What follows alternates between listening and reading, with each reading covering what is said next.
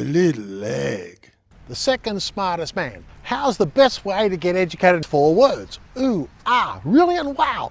Second smartest man says this: if everybody thinks you're only the second smartest man in the room, everybody will want to lift you up to their level and their standard.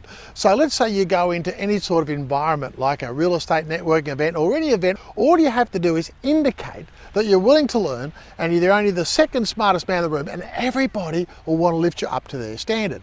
Let me tell you how this might work.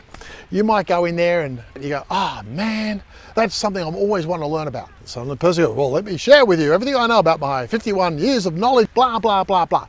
All you've got to do is remember these 4 words. Ooh, ah, really? Wow. And people will tell you everything you need to know. On the other hand, if they think you're the smartest man in the room will get very quiet, you'll learn nothing. Remember, the second smartest man will always learn more knowledge than the smartest man. The less you say, the more you learn and the more you make. That tip. Remember, the second smartest man, every time you go into any sort of environment, whether it's business or social, always be the second smartest man and be educated by everybody else's life experiences, except for this one period of time when you're employed to be the authority on a subject. Never be the second smartest man when you're employed to be an authority on the subject. That's when you're the smartest man.